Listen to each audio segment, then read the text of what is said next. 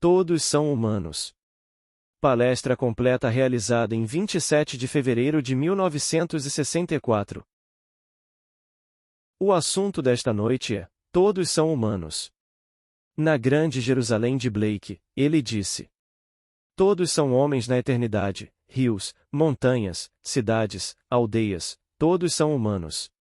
E quando entramos em seu seio andamos na terra e no céu, e quando entramos em nosso seio andamos na terra e no céu, e tudo o que contemplamos, embora pareça fora, está dentro, em nossa imaginação, da qual este mundo de mortalidade é apenas uma sombra.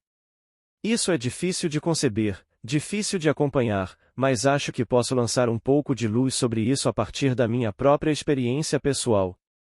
Parece tão difícil dizer a um homem que todo o vasto mundo se tornou visível, que o homem é a arca de Deus ou um fantasma da terra e do mar.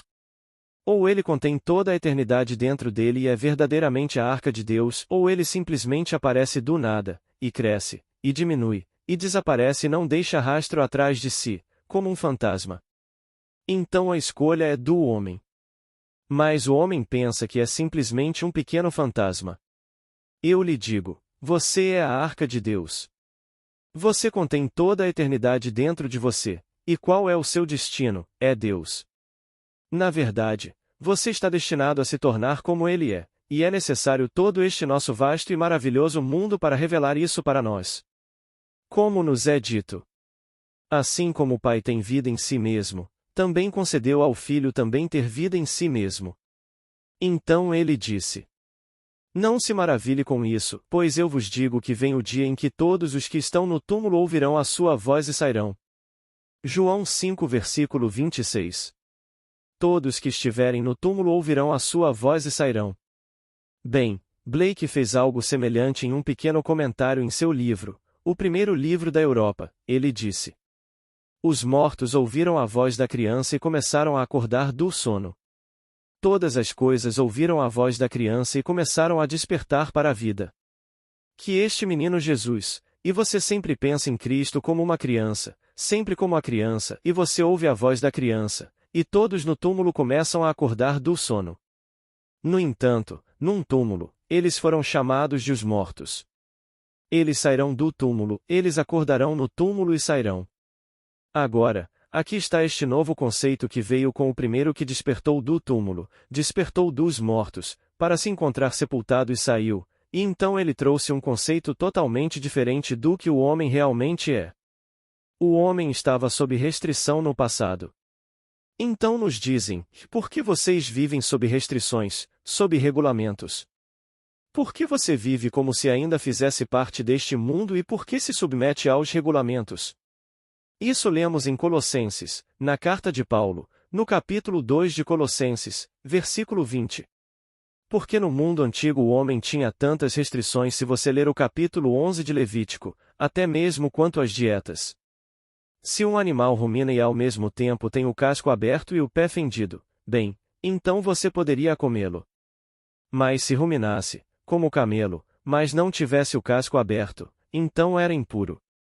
O porco não ruminava, mas tinha o casco partido. Estava impuro, você deve ter os dois.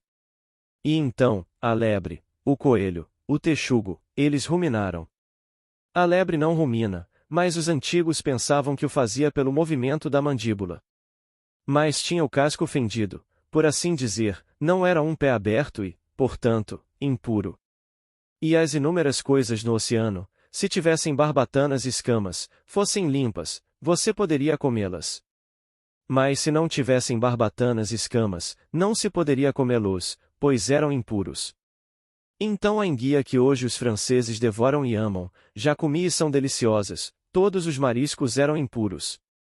Eles não tinham escamas, não tinham barbatanas, então ostras, amêijoas, nossas lindas lagostas, os camarões, tudo isso seria impuro se você pegasse o capítulo 11 de Levítico.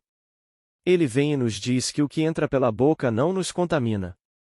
Nada que entra na boca contamina o homem, apenas o que sai do coração o contamina. E assim, quer eu coma ou não, isso não significa nada aos olhos de Deus. Ele nos diz que não se ganha nada em não comer e nada em comer, tudo é igual aos olhos de Deus. Porque um dia o homem descobrirá que nunca comeu outro. Isso parece loucura. Ele nunca comeu outro. Ele nunca matou outro. Ele nunca feriu outro. Havia apenas ele mesmo, a arca, contendo tudo, e todos eram autoferimentos e autodestruição, e ele só comia a si mesmo. Agora deixe-me compartilhar com você uma experiência minha. Um dia me vi no topo de uma escada muito alta, e estava sozinho como homem. Na base desta escada estava a selva e todos os animais da selva, os leões, tigres, tudo o que você consideraria um animal cruel, um animal raivoso, e eles eram realmente violentos. Você podia ver o rio e aquelas feras vivas e rosnantes que eles eram. E eu estava com medo. Olhei em volta e não vi ninguém à vista, estou sozinho. Então, algo no fundo da minha alma me disse, eu não ouvi uma voz, mas eu sabia que tudo o que vi, todo o mundo animal, apenas refletia a minha perturbação emocional. A raiva ali era um reflexo do medo aqui, e meus medos estavam refletidos nesta fera em movimento que estava no fundo de mim. Então, quando eu soube disso, perdi o medo. À medida que perdi o medo, eles foram domesticados, como gatos domésticos, apenas gatos domesticados, não leões, tigres, panteras raivosos e tudo o que eles eram. E então fui mais longe, porque me lembrei do que fiz uma vez ao prender em mim uma atividade, que por sua vez prendeu o panorama em movimento que se movia diante de mim. Nada conseguia se mover quando eu prendi aquela energia em mim, e eu a vi parada como se fosse feita de mármore, feita de barro. Então repeti aqui e prendi em mim aquela vida prometida. Assim como o Pai tem vida em si mesmo, também concedeu ao Filho ter vida em si mesmo. E não se maravilhe, pois um dia você ouvirá a voz e aqueles que estão mortos sairão de seus túmulos. E assim, prendi em mim esta atividade, e tudo o que vi um momento antes de me mover ficou parado. Então desci a escada e eles ficaram tão inanimados quanto esta coisa aqui. Eles estavam mortos, feito de alguma substância, poderia ter sido argila ou mármore. Mas não houve um só suspiro nas feras que eu vi, tudo estava morto. Bem, onde estava a vida? Se eu tivesse comido um deles, que vida eu teria comido? Se eu tivesse matado um e tirado dele um belo pedaço de carne e consumido aquela carne, o que eu teria comido? Portanto, só posso obter de qualquer coisa a vida que há dentro dela. Onde estava a vida nisso? Porque eu não posso comer o morto, ninguém pega o morto ou aquilo com pés de barro mesmo. Você só pode comer aquilo que contém vida para obter substância. Mesmo que seja uma maçã, um pêssego, qualquer coisa no mundo, primeiro deve estar vivo. Não pode estar morto e deteriorado, e não pode virar pedra e você consumi-lo e obter alguma coisa com ele. Você não pode assimilar isso. Você só pode assimilar aquilo que está vivo. E então, se eu tivesse matado um desses e o devorado, que vida eu estaria comendo? Eu vi que dei vida a ele. Eu não poderia ter extraído dele nada além do que primeiro lhe dei. Assim, todo o vasto mundo que vive e se move no meu mundo se move porque eu o animo. Mas eu faço isso sem saber. Você está fazendo isso sem saber. Você está tornando tudo vivo em seu mundo, mas você não sabe disso, pois ainda não teve a experiência de pará-lo para ver que é algo que está morto, a menos que você o anime, que nada é verdadeiro e realmente independente da sua percepção disso. Que ela se move, mas você não sabe que ela se move porque você a está animando. E um dia te falam de uma certa lei, que você poderia, sem o consentimento de outro, mudar a atitude daquele ser diante da vida, diante de si mesmo, e ao mudar a atitude dele, você poderá mudar as circunstâncias da vida dele. Então você tenta. Você não pede o consentimento dele. Você simplesmente o representa para si mesmo como o homem ou a mulher que gostaria que ele fosse, e tem certeza de que ele gostaria de ser isso. E então, você não confia nele e diz nada a ele, você simplesmente tenta. Então, quando você o encontrar num futuro não distante, ele mudou sua atitude perante a vida, e nessa mudança de atitude ele mudou os aspectos da vida. Ele tem uma mudança de ambiente, uma mudança de circunstâncias. E então, você não se gaba, você está apenas aprendendo uma lição. Onde foi a atividade para começar? Você é a arca de Deus, e a arca contém tudo, nada falta nela. Então você é a arca de Deus ou simplesmente um fantasma da terra e do mar. Com isso, você sabe que é a arca, porque ela vive, aparentemente, do lado de fora e se move independentemente da percepção que você tem dela. Se ele fosse verdadeiramente independente da percepção que você tem dele, uma mudança de atitude em você em relação a ele não poderia produzir nele nenhuma mudança, não poderia. Mas acontece. Produz uma mudança, portanto, ele deve estar verdadeiramente em você. E voltamos a Blake. Tudo o que você vê, embora pareça exterior, está dentro, em sua imaginação, da qual este mundo de mortalidade é apenas uma sombra. Portanto, quando Blake usa a palavra seio, ele se refere à imaginação, que ele revela naquela declaração maravilhosa, outra passagem em Jerusalém, de que estamos sempre nos expandindo no seio de Deus, a imaginação humana. Então ele chama o seio de Deus de imaginação divina, e estamos expandindo na imaginação divina. O que está se expandindo? A imaginação humana. E eles não diferem, exceto em grau de intensidade, mas não em substância, nem em caráter. Eles operam da mesma maneira, um com tonalidade baixa e o outro com tonalidade alta.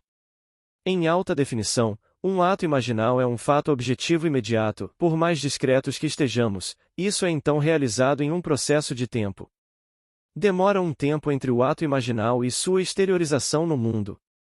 Mas ainda é operando o mundo inteiro. Então você está fazendo isso, eu estou fazendo isso, cada um contém tudo em si mesmo. E tudo que vemos, embora pareça exterior e pareça tão completamente independente de nós, na verdade não é. Pois eu sei que na noite em que vi essa coisa, ela me assustou. Fiquei assustado com o meu próprio ser, porque era simplesmente eu que me tornava visível. Isso faz parte da estrutura eterna do universo. Mas eu animei. Ele disse: a eternidade existe, e todas as coisas na eternidade, independentemente da criação, o que foi um ato de misericórdia. Esse ato de misericórdia foi a animação daquilo que existe. A coisa toda existe, mas está morta, está congelada, e então você, Deus, desperta-a.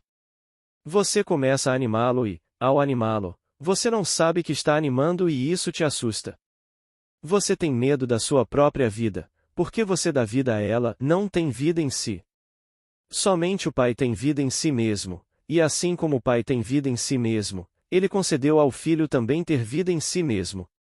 Então você é esse Filho, mas o Pai e o Filho são um, embora o Pai, neste nível onde somos chamados de Filho, seja maior que o Filho.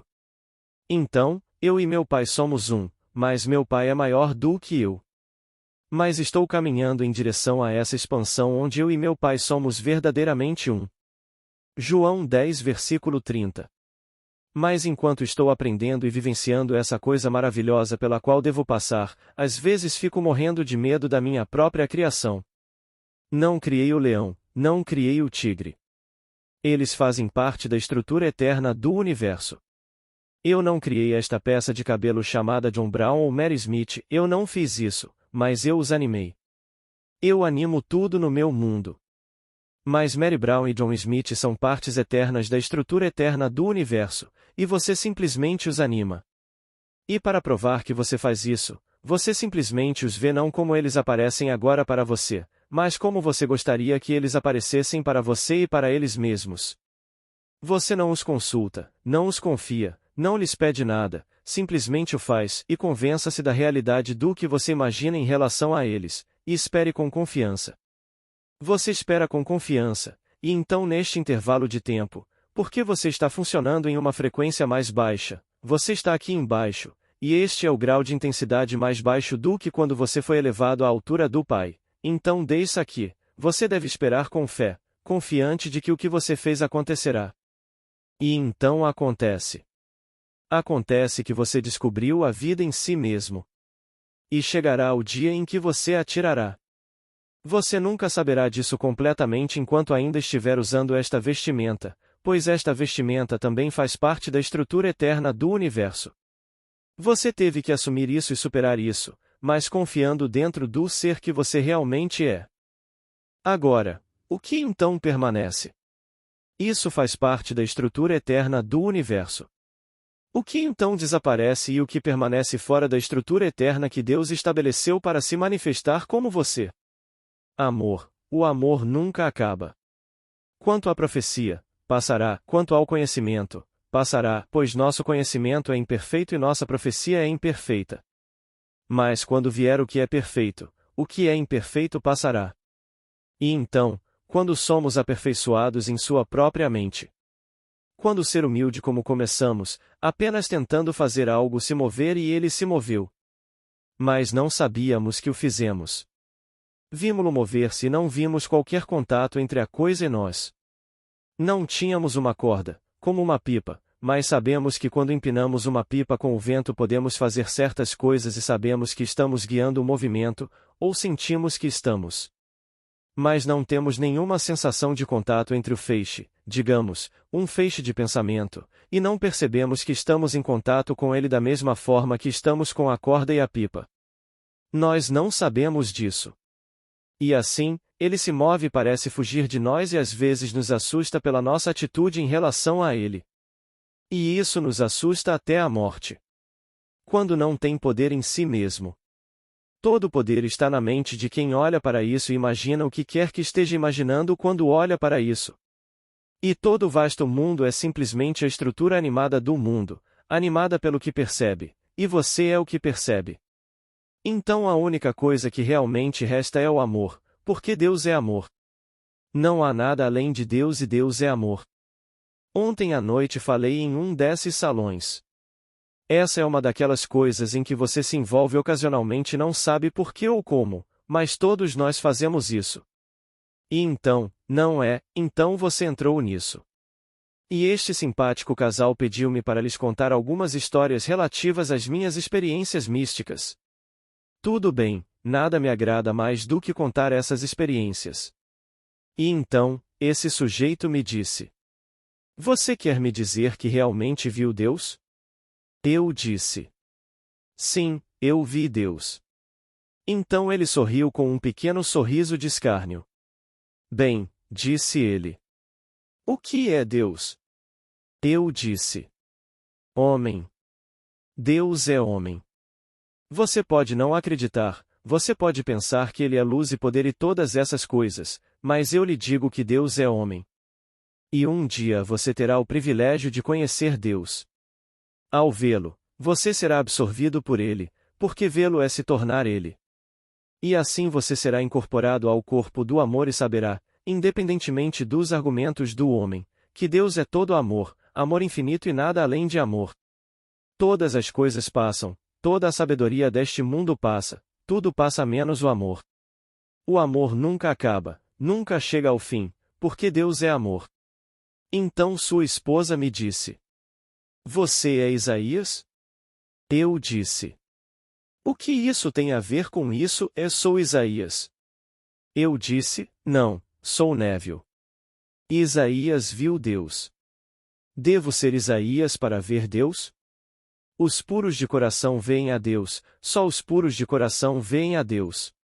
Então, se você é puro de coração, não aos seus olhos, pois todos nós, aos nossos próprios olhos, sentimos que nossos caminhos são puros, todos os caminhos dos homens são puros aos seus próprios olhos, mas Deus vê o coração, e quando aos seus olhos o coração é puro você é chamado.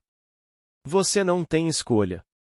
Porque você não conhece aquele momento na eternidade em que foi selecionado, e esse pequeno segredo do amor eletivo de Deus permanece o segredo dele. E você é chamado à incorporação, só isso. Ser-lhe-á feita uma pergunta e você responderá corretamente, no momento da resposta você é incorporado ao corpo de amor, que é Deus. E deixe-me repetir, Deus é homem. Isso não agradou a eles. E então, esta senhora fez uma pergunta. Porque se Jesus Cristo é Deus, por que ele gritou na cruz? Meu Deus, por que me abandonaste? E então ela citou como se fosse do livro de Lucas. Eu disse, não veio de Luque. Veio de Mateus, ou de Marcos, ou de ambos, mas certamente não de Lucas, nem de João. Porque eles não usam esse Salmo 22, eles usam Ou seja, Lucas usa o Salmo 31, e apenas o 31 é citado neste último clamor na cruz. Não foi um choro. Foi uma entrega completa na fé, pois as palavras são: Pai, em tuas mãos entrego o meu espírito e não meu Deus, por que me abandonaste? Esse é Mateus. É aí que a grande presença se apresenta como rei. Em Marcos ele é apresentado como servo. Em Lucas ele é apresentado como o homem perfeito. Ele não choraria, porque um homem perfeito é feito à imagem de Deus, o puro de coração, então ele não chora. Ele conhece Deus como amor infinito. Então, no final, ele sabe que o trabalho está concluído, e então: Pai, em tuas mãos entrego o meu espírito. Quando se trata de João, João é o próprio Deus na história apresentada e, portanto, ele apresenta Jesus como Jeová. E então o último grito é: Está consumado. Para cumprir as Escrituras, pouco antes disso, ele disse: Tenho sede. Para cumprir o Salmo 69. E então ele teve sede e lhe deram vinagre para sua sede. Então ele gritou: Tenho sede. Então, nas últimas palavras, sabendo que estava consumado, ele disse: Está consumado, e então desistiu do espírito. Então ele não chorou. Mas a senhora insistiu que veio de Lucas, porque naquele mesmo dia ela estava lendo Lucas e leu em Lucas. Bem, para não incomodar os outros convidados, fiz o que normalmente não deveria ter feito. Mas eu pensei no benefício de todos. Porque se eu não corrigisse, eles teriam saído pensando: bom, você vê, ele não sabe o que está falando, e uma senhora o corrigiu, e então ela soube. Então perguntei à anfitriã do lugar se por acaso ela tinha uma Bíblia, e ela me trouxe uma linda e grande Bíblia vermelha. Eu disse: Vá para Lucas e vá para o capítulo 23, pois isso estaria na cruz. O dia 24 é depois da ressurreição. Então ela se virou. Eu não estava com meus óculos, e quando você está chegando aos 60, você sabe, você precisa de óculos, então eu não estava com meus óculos. Então eu disse: Não consigo ver essas letras miúdas. E um senhor muito gentilmente me ofereceu seus óculos, mas eu não pude usá-los. Ele me deu os óculos, mas eu não consegui ver nada. Outro cavalheiro, a julgar pelas aparências, eu diria muitos anos mais velho que eu, e o dele me serviu perfeitamente. Eles estavam apenas ampliando, então eu pude ver e li para ela. Ela estava: Ainda estou bastante convencido, não convencida. Eu disse: Estou lendo o versículo 46, capítulo 23 do livro de Lucas. Quando você for para casa, pegue o mesmo livro de Lucas e leia-o e você verá que ele nunca citou o Salmo 22, ele estava apenas citando o Salmo 31, uma confiança completa em sua entrega a Deus. Então achamos que conhecemos esse grande livro, mas na verdade não conhecemos o livro. O livro está lhe contando o que eu disse antes, e você é a arca de Deus. Todas as coisas na eternidade estão contidas em você, não há nada além de Deus, e você e Deus são um. Isso choca as pessoas, como chocou as da noite passada, nem todas, mas a maioria ficou perturbada. À medida que a reunião, é como se seguiu a reunião após a reunião, pelas conversas que tive com tantos deles depois disso, eles ficaram muito perturbados. Porque eles não conseguem acreditar que o homem seja tão grande aos olhos de Deus. Ele está trazendo um filho. O que você espera que ele traga? Um filho e não seja como seu pai? Suponha que eu esteja trazendo um filho e minha esposa diga: Ah, tivemos um filho esta manhã, e eu fico encantado, vou para a sala e ela me mostra uma barata. Ela me dá um inseto muito grande, e diz: Eu dei à luz isso esta manhã. Você é o pai. Agora, eu não ficaria orgulhoso. É exatamente isso que o homem está fazendo com Deus. Ele disse: De te farei surgir do homem, e ele chama ao homem este maravilhoso Davi, e ele disse: Eu ressuscitarei depois de ti. Depois que você estiver morto, e assim. Quando você mentir descendo com seus pais, do seu corpo suscitarei um filho, que sairá do seu corpo. E eu serei seu pai e ele será meu filho.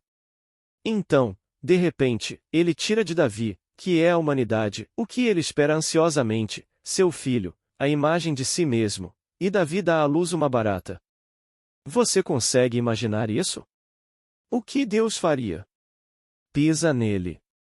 Ele pisaria nisso imediatamente e chamaria isso de, bem, alguma criação errada e começaria tudo de novo. Porque se tudo que Deus pudesse tirar do homem, esperando ansiosamente que algo como ele saísse do homem, e não saísse como a personificação do amor, mas saísse como uma coisa monstruosa, pise nisso. E então você tem a eternidade sob seu comando, portanto, faça tudo de novo. Desta vez faça um pouco melhor. Mas Deus fez exatamente o que planejou. Ele está trazendo da humanidade seu filho. Ele está trazendo de Davi, que é a humanidade, um filho glorioso, é você. Quando ele te traz para fora, você é igual a ele. E, posso lhe dizer, ele é todo amor, nada além de amor. Não há ódio em Deus, nem retribuição. O clamor na cruz, as primeiras palavras. Pai, perdoa-lhes, se você ler Lucas, Pai, perdoa-lhes, eles não sabem o que fazem. E então o segundo grito na cruz, ele se volta para o ladrão, ele diz: Eis que hoje te digo. Veja, em grego e em hebraico não há sinal de pontuação, na verdade, nenhum parágrafo, nenhum capítulo, apenas uma letra após a outra, então nossos estudiosos tiveram que quebrá-la e pontuá-la. Então se você pegar a vírgula e colocar depois de eu te digo, e essa é a pausa, e então, hoje você estará comigo no paraíso, isso muda toda a frase. E ainda assim todos eles fazem isso. Mas se eu pegar essa frase e mudar a vírgula, e disser: Eu te digo hoje, estou lhe dizendo hoje, você estará comigo no paraíso. Eu não digo que você estará comigo hoje. Estou lhe dizendo que experimentei isso. Experimentei a promessa completa, cumprida e sei que minha herança é o reino dos céus. Eu herdo não apenas o reino, eu herdo uma presença, e a presença é Deus. Porque ele se entregou por meio da revelação de seu Filho, que me chamou como ele o chama. Ele me chama de Pai, ele o chama de Pai. Mas ele não pode ligar para ambos, nós somos um. E então, eu sei que herdo uma presença. Eu sei que quando chegar a hora de tirá-lo, automaticamente ele já mudou meu corpo humilde para ter a mesma forma de seu corpo glorioso, e o corpo que usarei amanhã é um com o do Cristo exaltado. Que eu saiba. E então, quando isso acontecer, direi a qualquer um, se for um ladrão, tudo bem, mesmo sendo um ladrão, você é um assassino, mas eu lhe digo: você estará comigo em paraíso. Assim, seu segundo grito na cruz. Eis que hoje te digo, você colocou a vírgula ali. Você estará comigo no paraíso. Não estou me comprometendo que agora, hoje mesmo, você estará comigo, porque, se você ler a história com atenção, ele disse: Não me toque ainda não subi para meu Pai.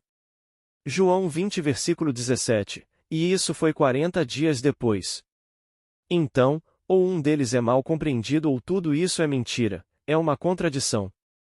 Mas se você pegar a vírgula, e o estudioso tinha o direito de colocá-la onde achasse que seria o significado, e então ele pensou depois de você, se você colocasse a vírgula, isso daria o sentido pretendido pelo escritor.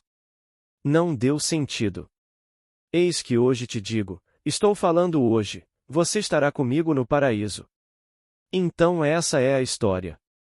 E então o terceiro clamor é uma entrega completa e com absoluta confiança nas mãos de seu Pai. Pai, em tuas mãos entrego o meu espírito, na confiança de que essa era a intenção, que nos tornássemos um, para o espírito de todos se torna um, e ele é um com o Pai. Então, quando ele vai para o Pai, ele é o Pai. Mas, enquanto ele estiver aqui, vestido como nós estamos vestidos de carne e osso, então, aparentemente, ele não está, e está restrito ao limite desta região, deste nível de consciência. Então eu digo, todos vocês, todo o vasto mundo empurrado para fora, tudo é tornado visível pelo homem. O homem nunca matou o outro, nunca comeu outro, nunca feriu o outro, porque só poderia ferir a si mesmo. Eu não diria que enrolei um pedaço de barro. Se eu entrasse e pegasse uma faca, poderia desfigurar uma linda pintura, mas não diria que a feri. Eu poderia ser um personagem horrível e depois pegar uma faca e cortar a linda tela, mas não diria que a machuquei. Mas, se eu desse vida e a coisa ganhasse vida, ela ganhasse vida, e então eu colocasse a faca nela, eu diria que a machuquei. Mas quem o tornaria vivo seria eu mesmo, aquele que percebe, portanto, estou realmente enfiando a faca em mim mesmo, mas ainda não estou tão sensível aos sentimentos. Mas chegará o dia, posso lhe dizer, em que o que acabei de lhe dizer será verdade. Vi o mundo inteiro diante de mim e estava todo morto quando prendi em mim uma atividade que o tornou vivo. De repente olhei para ele e estava simplesmente morto. Mas antes disso eu tinha medo, morria de medo. Eu olhei para ele e era tudo feras vivas e em movimento, e estou sozinho, ninguém para me proteger, ninguém para me confortar, estou completamente sozinho. E então, algo nas profundezas da alma, eu sabia, que se por acaso eu pudesse perder o medo deles, eles não ficariam com raiva. Quando perdi o medo deles, esses gatinhos adoráveis, era isso que eles eram. Coisas enormes e monstruosas. Mas gatinhos, domesticados. E então fui mais longe e prendi em mim a atividade que os tornava vivos. Então desci a escada, fui direto até eles e eles estavam congelados, mortos, não dormindo, eles estavam mortos. Eles eram feitos apenas de barro.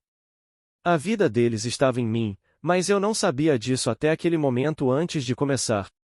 Porque, logo no primeiro momento em que os vi, porque os vi através da minha mente conceitual e minha mente conceitual me disse que o tigre é um animal muito perigoso, e o leão também, e a pantera também, e assim, minha mente conceitual modificou aquela visão divina que eu poderia ter tido se não estivesse usando a mente conceitual.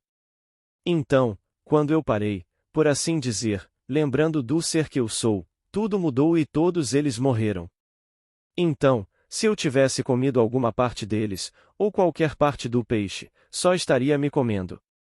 Porque estou apenas extraindo, na verdade, daquele corpo, que de qualquer maneira está morto, e só foi vivificado pela minha vida, então o que estou levando de volta quando o como? Estou apenas comendo meu próprio ser, por assim dizer. Então é dito naquele maravilhoso segundo capítulo de Colossenses falando sobre dietas que não importa o que você come. Apenas não use isso como pedra de tropeço para outros que ainda não estão acordados. Portanto, não se gabe disso. Se querem ser vegetarianos, que sejam vegetarianos. Não se gabe de poder comer todas as coisas do mundo sem angústia, não se gabe disso. Mas não se submeta mais aos regulamentos. Disseram-lhe. Não se submeta aos regulamentos, todos os regulamentos das igrejas, todos os regulamentos das coisas exteriores deste mundo, não o faça. Porque você mais uma vez pensa em si mesmo, disse ele, como parte deste mundo. Você não faz parte deste mundo. Você está vestindo uma parte da vestimenta do mundo, e você está usando, mas você não é a vestimenta que veste. Você terá algo surgindo que é um com Deus, e seu corpo é o corpo de Deus, e o corpo é todo amor. Então nos dizem que o amor nunca acaba. O conhecimento passa, a profecia passa, pois ambos são imperfeitos. Mas quando vier a perfeição, quando vier aquilo que é perfeito, aquilo que é imperfeito passará. E assim, tudo o que o homem sabe hoje sobre a gravidade, tudo o que ele sabe sobre a chamada estrutura do átomo, tudo o que ele sabe sobre tudo neste mundo será como nada, isso passará, porque não é verdade.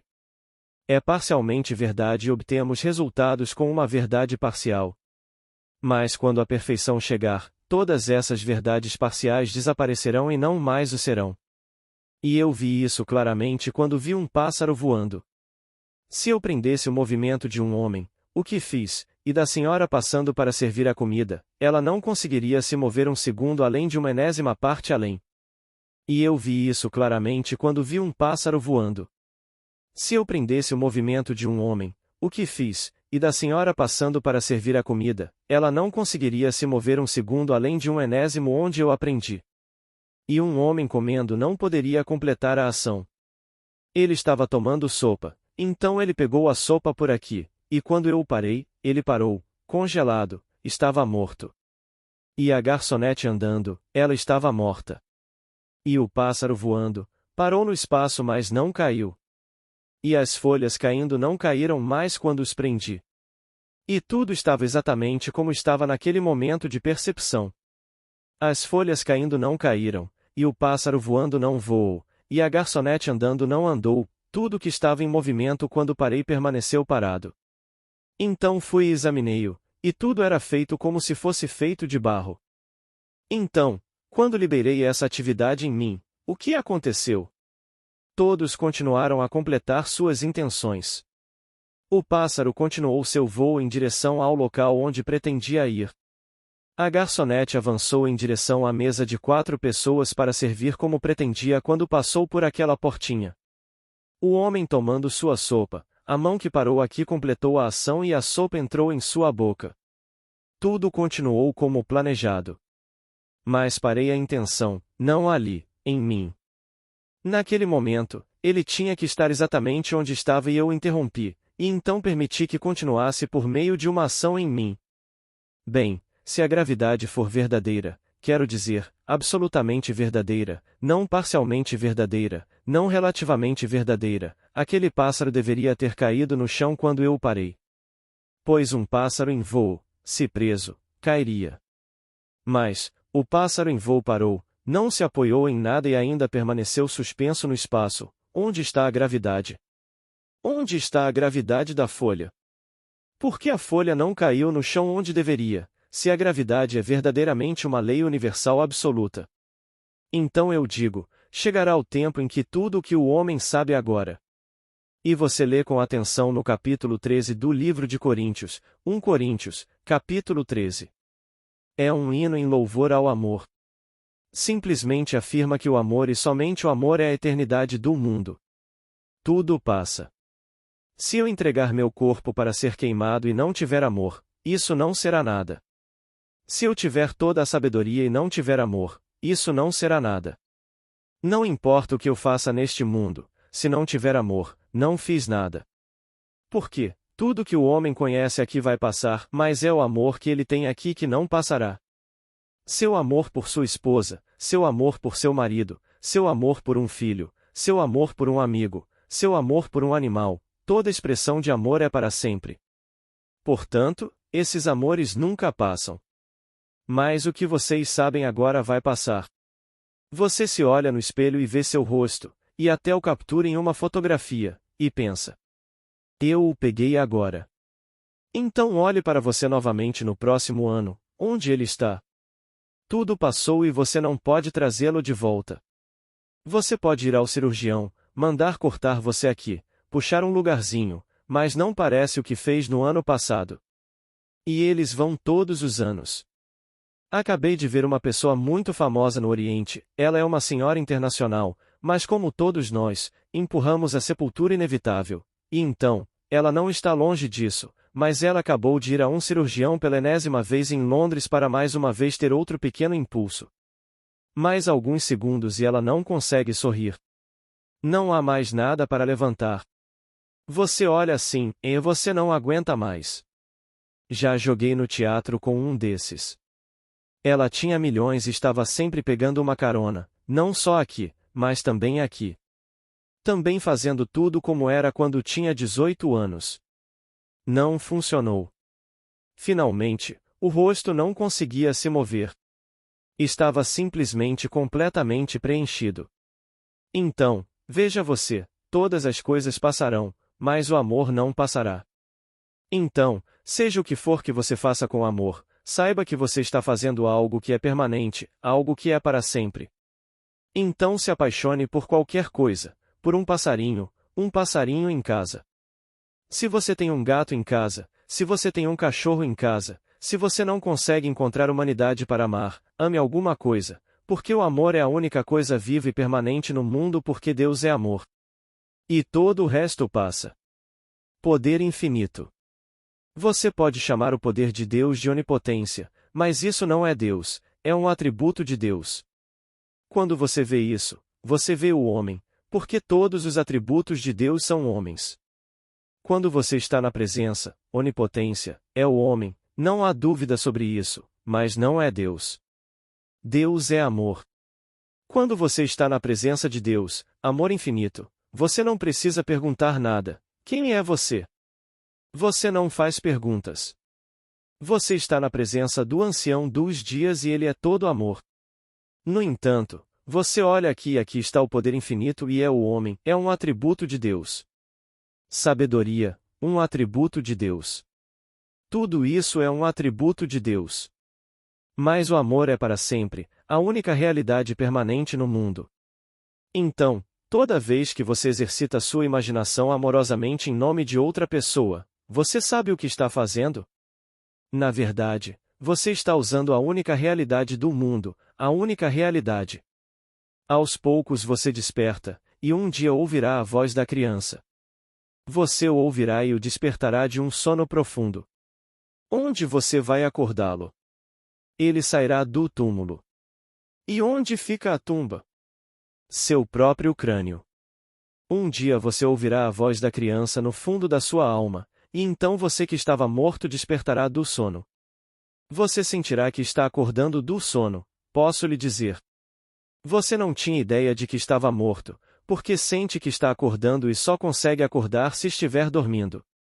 E quando você está totalmente acordado, você sabe que devia estar morto porque está em uma tumba. É a única maneira de você saber que está morto, porque onde você está sozinho em uma tumba selada, um sepulcro. Assim não nos é dito em Lucas, e eles chamavam a palavra pelo seu nome verdadeiro, eles a chamam de caveira. E quando chegaram ao lugar chamado a caveira, ali o crucificaram. Lucas 23 versículo 33. Quando chegaram ao lugar chamado caveira, ali o crucificaram. E logo no versículo seguinte, ele disse: Pai, perdoa-lhes, eles não sabem o que fazem. E então, alguns versículos mais tarde: Eu te digo hoje, você estará comigo no paraíso. Alguns versículos depois e ele se entrega nas mãos do Pai. Pai, nas tuas mãos entrego o meu espírito. Então ele desiste do fôlego, entrega o espírito nas mãos de Deus, pois a jornada acabou. E isso será desempenhado por toda criança nascida de mulher, todo mundo vai desempenhar esse papel. Você não pode evitá-lo, porque esse é o seu destino.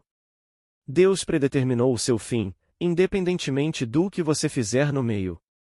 Espero que você desempenhe um papel adorável, um papel lindo, mas quer você desempenhe ou não, o fim está predeterminado e o fim é que Deus se entrega a você, como se não houvesse outros no mundo, apenas Deus e você. E assim, o fim está garantido para todos nós, mesmo que você tenha assassinado, mas você nunca assassinou o amor. E assim, os milhões que Hitler assassinou, ele realmente se assassinou, mas não sabe disso, não tem a menor ideia. Stalin assassinou milhões, ele se matou. Eu sei que você e eu que temos amigos ou parentes que fizeram parte dessa história horrível, não escondemos isso. Não sabíamos que um amigo foi assassinado. Esse amigo realmente nunca foi tocado, pois nele também ele tinha vida. Ele animou seu mundo. Ele estava com medo dos rumores. Ele estava com medo, assim como eu tinha medo dos animais. E antes de ser trazido para aquela imagem do matadouro, ele não descobriu que suas próprias emoções causaram a perturbação que viu. E então ele não conseguiu detê-lo, porque não sabia que estava animando o mundo e dando-lhe realidade, dando-lhe vida, através dos seus próprios medos. E, como disse Jó, meus temores se apoderaram de mim. Então, enquanto ele estava com medo, ele ficou ainda mais animado por dentro e ainda mais as coisas ficaram mais tempestuosas. Então já era tarde demais, porque ele não percebeu nenhuma relação entre ele e a coisa que percebia. E assim, quando um dia você tiver essa experiência, e que a tenha esta noite, você verá este mundo maravilhoso parar. Você saberá que ele está parado porque em você o fez parar. Você prendeu uma atividade que sentiu, e não sentiu lá fora, sentiu aqui, bem na sua cabeça. Quando você o prendeu, tudo congelou, e você olhou para ele, e então não teve mais medo.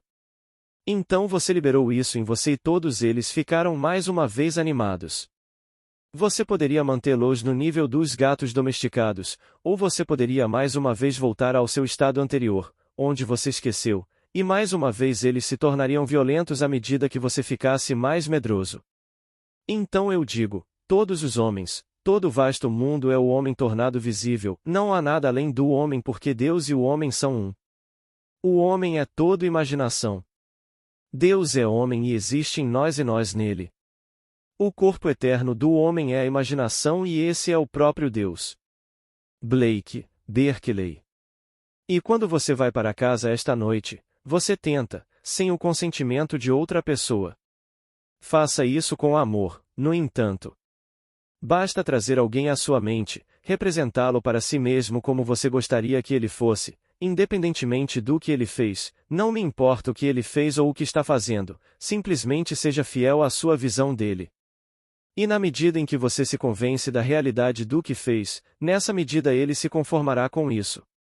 Mas, tenha isso em mente e fique confortado com isso. Se você funcionasse em intensidades mais altas, isso aconteceria imediatamente. Mas não estamos vestindo roupas de carne e sangue e estamos isolados. Porque estamos, vai demorar um intervalo de tempo entre o seu ato imaginal e a realização desse ato. Agora, vamos entrar no silêncio. Pergunta inaudível. Resposta de Neville. Esse é o número do homem. Se você tocasse 666, obteria 9. 6 mais 6 mais 6 seria 18, 1 mais 8 é 9, e 9 é o número do homem. Aleph, Dalet, Mem, e chega a 1440 quando você conta. Você pega 1440 e obtém 9.